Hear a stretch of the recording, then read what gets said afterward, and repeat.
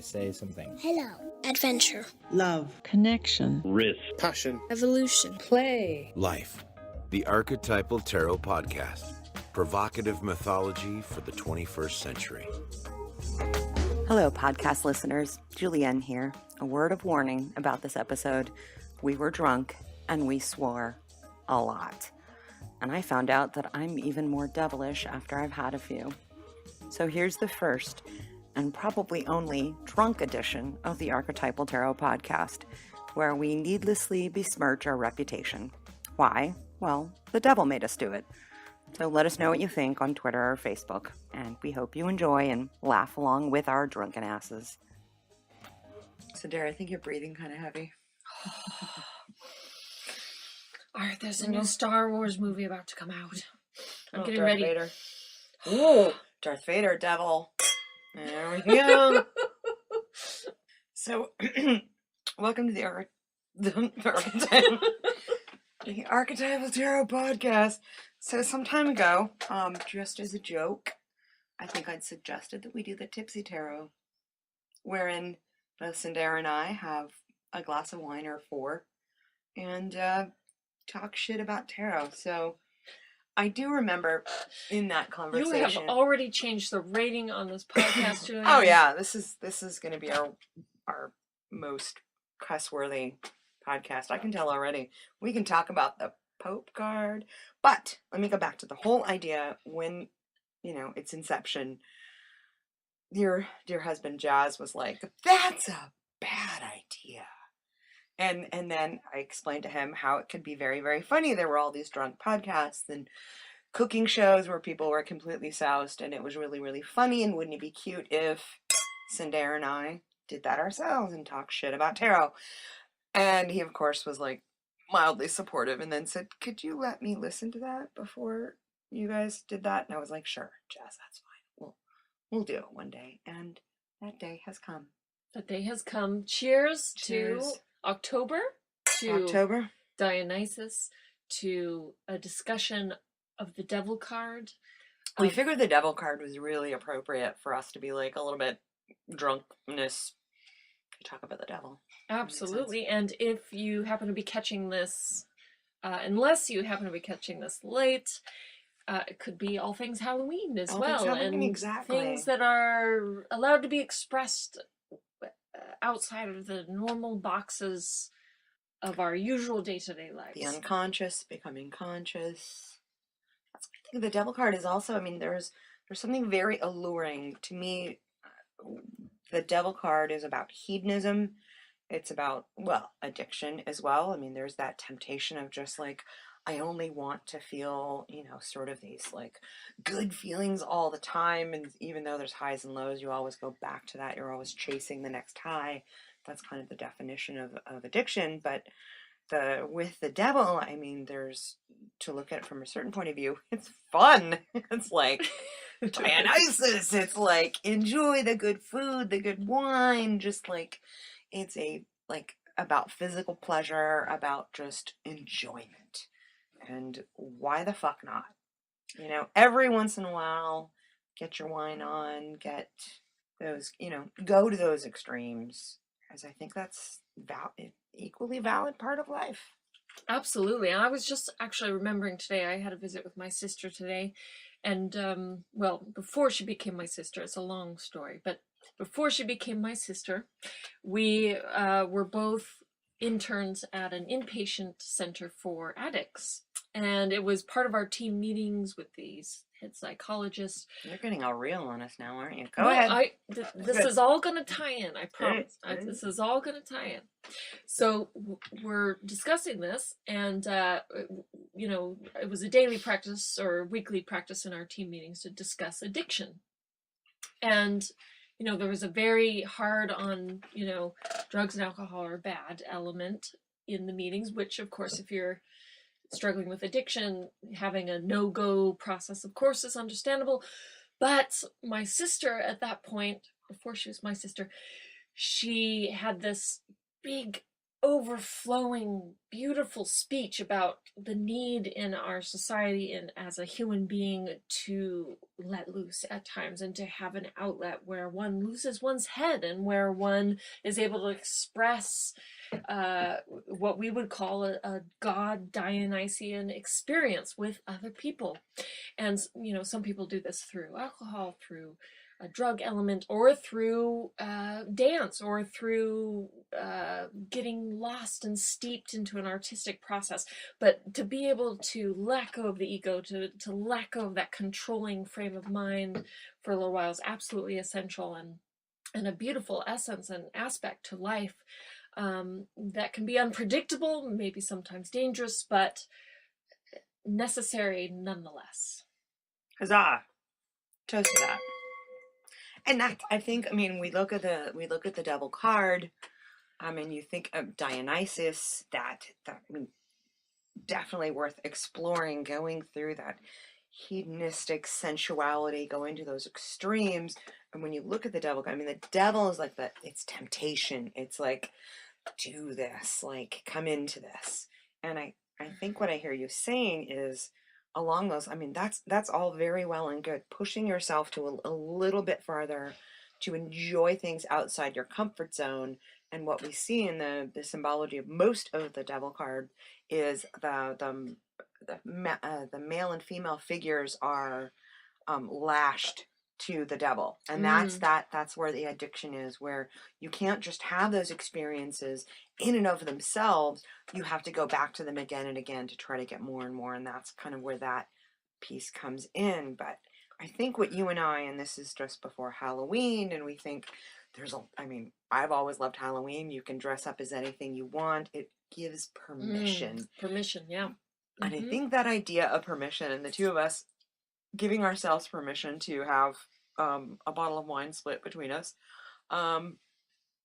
which, as you could hear, maybe there's, you can hear that we're affected by it, but it's like that opportunity to just like let loose and not be so concerned about this composed presentation of how we're supposed to look. Because if that's all you ever do, you're never throwing your true self out into the world. Why not stumble and fall and laugh and be ridiculous? I mean, in theater, there's a long tradition of that. Like, you're just bearing it all out. You're putting it on the line. There's vulnerability there. There's ridiculous there. And I think that when I see things like these cooking shows where people are totally drunk, or there's a guy who does a whole review of like books and movies, and he straps a bottle of wine onto each hand. And he doesn't, thank God he doesn't finish both bottles, because really, he'd be all to the hospital. But just that idea of like, we might laugh at him, but like there's an extreme part of that I think resonates with us. Or am I just making shit up because I've been drinking? I think the Dionysian element puts us into a vulnerable place, and yet in a place where we are confident at the same time. Like, what could be more beautiful than being vulnerable and being unleashed? And we are free to talk shit about anything. And so free. And what is the devil anyway? We've got the horns. And I wanted to share with you the most amazing experience I had this summer.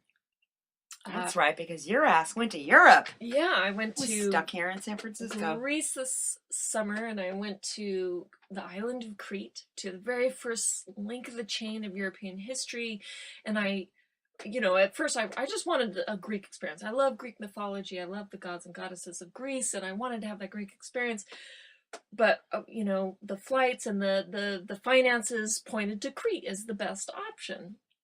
And I was like, okay, ancient Minoans, whatever. I kind of wanted Athena or whatever. Okay.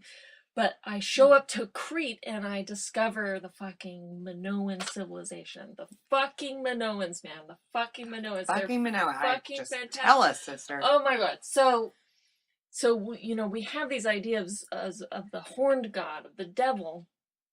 And as, this bad... Wait, the Minotaur? We've got the Minotaur, man. The Minotaur!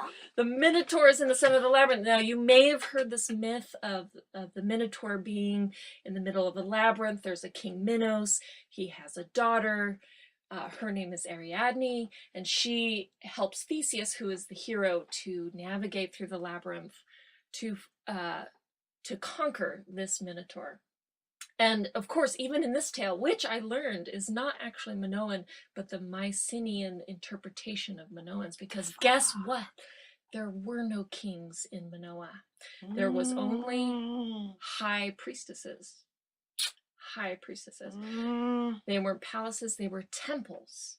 And so, and the goddess, the shit face. you're talking there, lady. Well, this is the truth that I got from a male storyteller direct from Crete. Okay, I am unveiling it to you now. This is some OG shit. This right here. is so good.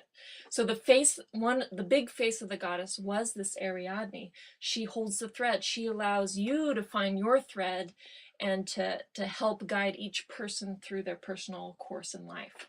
The labyrinth. This is the goddess through the labyrinth. The male god in this culture was represented by the horned god, by this male deity that had antlers or horns. And this has connections or parallels even to Celtic mythology, which you've probably heard, where the male god is sacrificed during the autumn to ooh, this is getting really scary Halloween stuff, but yes, to guarantee the return of the crops for the next cycle. But of course, when these tales are retold, and for me, this is what the scariest aspect is that when these tales are retold by the cultures that take over later on, the goddess becomes diminished into a mere figure that holds the thread through the labyrinth for the hero. That shit happens. The Minotaur no longer is a bull god worshipped by the people.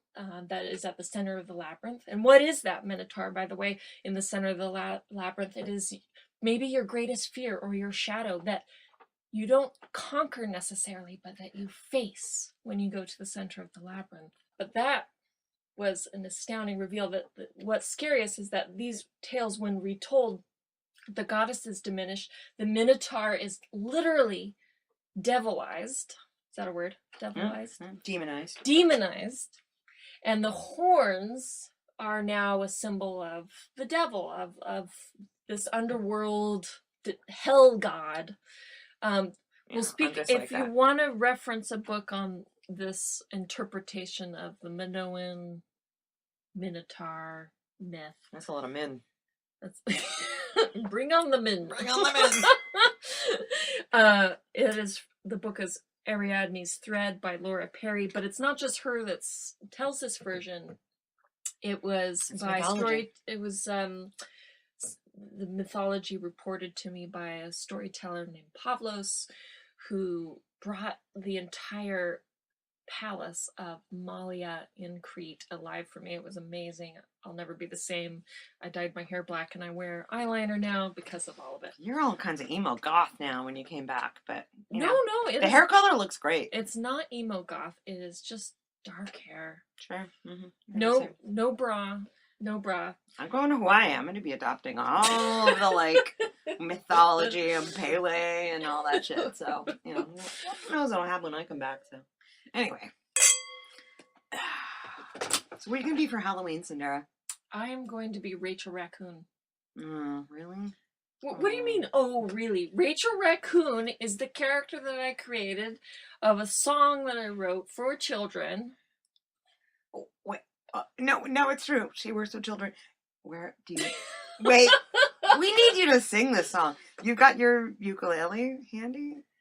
I think we need you to sing the... Okay, Rachel Raccoon is just shit that Cyndera made up for these little kids that she works with. Like, it's not, Rocky Raccoon, there's a little Beatles thing. No, it's Rachel Raccoon. It's adorable. I'm not dissing you. It's just really funny. Because you're going to be this character that you totally made up. I am going to be a character I made up. Yeah. Who gets to do that? Is there a ukulele song that comes with Rachel Raccoon? Yes, there is a ukulele song that goes with Rachel Raccoon. I think you need to get your ukulele. Okay, I'm going to go get it. Can't stop. I'm just going to feel put the this recording pressure on pause, so right. I will sit back and enjoy this and mock the hell out of your ass. Be nice. Oh, it's the devil. You're one of those mean drunks, Julienne. The devil. I am being controversial. She can't find her ukulele. I hate when I can't find my ukulele. I think Jazz has been incredibly polite. No, that's because he's doing the dishes. She's wandering around the flat looking for her ukulele. Where is it? Yeah, I can't find it. Where is it? Did you put it somewhere? No, I didn't put it anywhere. It should be somewhere. It's probably lost. What do you mean it's probably lost? I can't relax now. I have to go down and get it. Well, what's this? Oh, there it is. Alright. I'm not that drunk. Producer. So Rachel Raccoon. Okay. Sing to us, sweetie.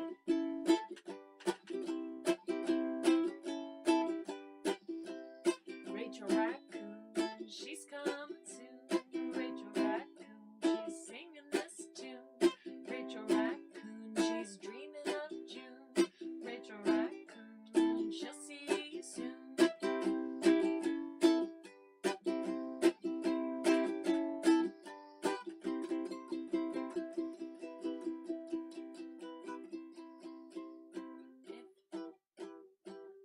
She shoots for starlight. She'll reach the moon tonight.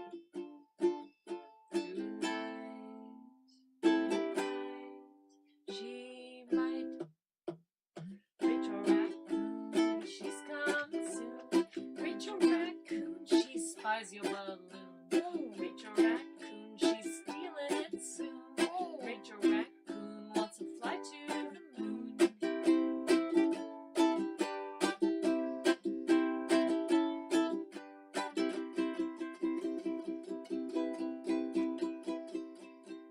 You're charmed, though, I can tell. I'm You're absolutely totally charmed. That was lovely. Thanks. It was an original composition by Cyndera Quackenbush called Rachel Raccoon. Yeah, you know what? And I couldn't resist giving her a little bit of a devilish character. A little bit of a devilish character. I was And like- there's little Diana. There was a little Artemis happening with the moon there. Definitely Because moon. honestly, living in San Francisco, I kind of think of. I mean, we have quite a few raccoons here in the city. That's I mean, right. they are kind of a city animal, and They're also demonized. You know, I because do they're think getting of into them- your trash. I And they're do a bit th- scary. I think of them as the trash pandas. Trash pandas. They're trash. They're they're part of the urban landscape. Have you not seen them on the sidewalk? Like I'm walking home late at night, and there in the middle of the sidewalk is probably a 35. I'm not kidding. A 35-pound raccoon.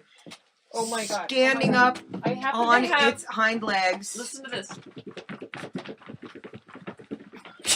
I can see what it is, but I don't know what it is. Oh, hi, Jazz. Hi. Okay, so I think it was going to reprimand us for this being a very bad idea.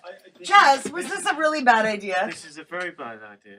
why? But it's funny. Because you're going to needlessly besmirch the reputation of your podcast. I think we need to besmirch our bodies. Well, okay. You can't even save us from ourselves. I know. Good job. Okay. Good try. Well, I'll leave you to it then. All right then. Well, can I get a ride home? Yes, All right. Thanks. I thought. Cheers. He's a world-class Uber driver. He He's is. the best. But it looks like a whale tail that you've got. It's my mermaid tail. I put both feet in, and I was going. I had an ambitious plan to go swimming at 5 a.m. once, and In the I was ocean? going in the pool. But I was going out the back. What do you mean? Oh, that's quite ambitious of me. I don't care if it's the ocean. Sure, honey. Whatever. So we went from raccoons to mermaid tails. Oh, well, I'm telling you how What's it's the gonna. arc? I am gonna bring you from raccoon to the underworld. Just watch. Okay. Mm. So I go out the back, and it's still dark outside because it's like 5 a.m. The back of what? The back of this apartment building. Okay. And- Where we are now, Yeah, out the fire escape where the trash cans are. because that's what you do. Mhm. And because I had to get to my bicycle, which was in the garage. Okay. The garage, because You heard her husband was English, right? Very charming. It has an impact. It does. It rubs off. Yeah. But I was going out the back, and there was a raccoon on the trash cans. And of course, They do that. if you've ever come across a raccoon, they don't, it's not like they run away when they see No, you. they could give a shit. They hold They're their just ground. like, whatevs. They're related to bears, by the way. They're related to bears, which also connects They were in. marsupials. They are not fucking marsupials. Okay. Marsupials All right, don't know how to fuck, and They're they mammals. are not. They are related mammals. to bears. Look it up. All right. So anyway, Not weasels. it's obvious to me that this raccoon is not moving. So I get They this. won't. I get this They're fin. bitches, those raccoons. I get this fin, and I put it up above my head, and I make myself look Oh, really tall. shit. That's smart. That's And very, then very the smart. raccoon is like, but it's still not moving. They hiss, but those bitches So will then move. I explore its auditory capabilities. This kind of scares me. And You that wagged its tail at it. I wagged my tail at it, and that raccoon fucked off. I'll tell you that. Huzzah! That was pretty exciting. That was pretty exciting. So you didn't end up with little, like, claw marks on you. I was chased by a raccoon down the street once, which makes me think it's my power animal, which Damn. is why I wrote a story about it. Rachel Really? Raccoon. Rachel Raccoon, and that's what you're going to be for Halloween. Yep. I have great respect for raccoons. They didn't even ask me what I was going to be. Little trash pandas. But they're not Trash fucking, panda! They're not fucking marsupials. I'm kidding. I'm kidding. I'm kidding. They're not related to the honey badger. You were going to be Rachel Raccoon. Does she have a rack? That's right. She going to be a raccoon? I already have a good rack. So You do, actually. There's no way of dressing that up. This is just gonna. We've taken a left turn at Albuquerque now, and it's my fault. I don't have Halloween. I do have a Halloween costume, actually. I'm reworking a costume that I did for back when I went to Archetypal school. So back in Archetypal school, they had this like archetypal party where everyone dressed as an archetype. So I, having the warrior archetype and also being Scottish on one side, decided that I would be a Scottish warrioress on, whatever. So, I mean, we're talking like, the Jacobite uprising shit, like 1716, whatever. So not like cool pleated wool skirt kind of shit. We're talking like Outlander stuff, which I'm sure if some of you are watching, hot, kind of hot.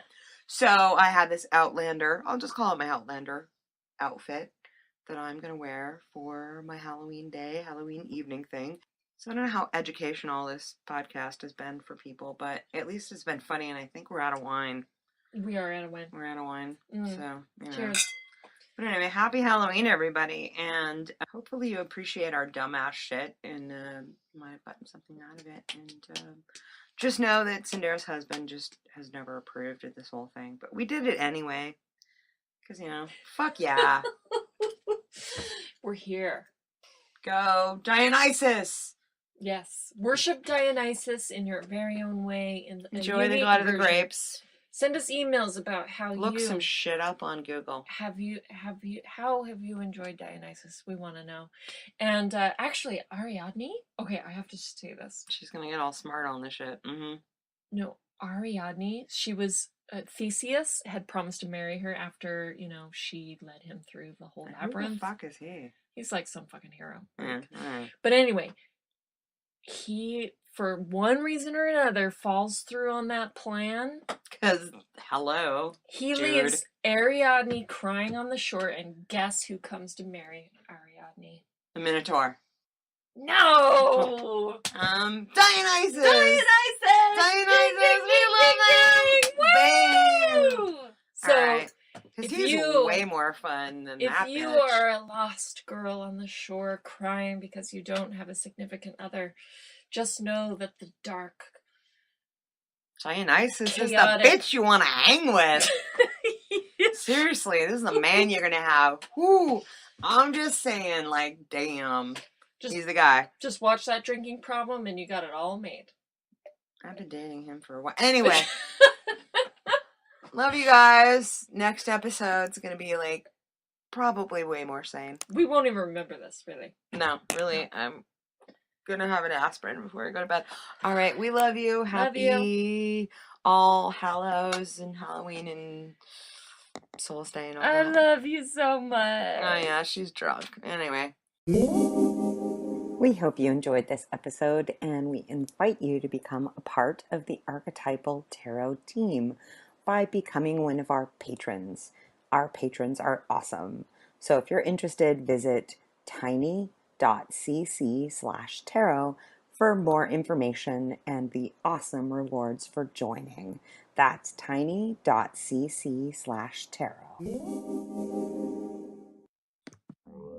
Thanks for listening to the Archetypal Tarot Podcast. We know you probably could have done something else with this last half hour, but we're really glad you spent it with us.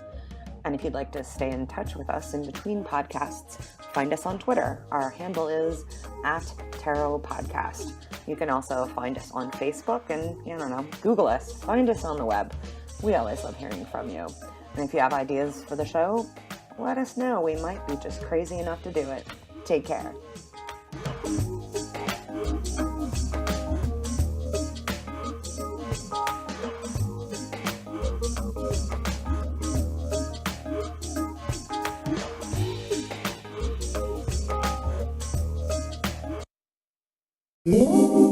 We hope you're enjoying this episode, and we invite you to become a part of the Archetypal Tarot team by becoming a patron. It's super easy, and there are some awesome rewards for joining.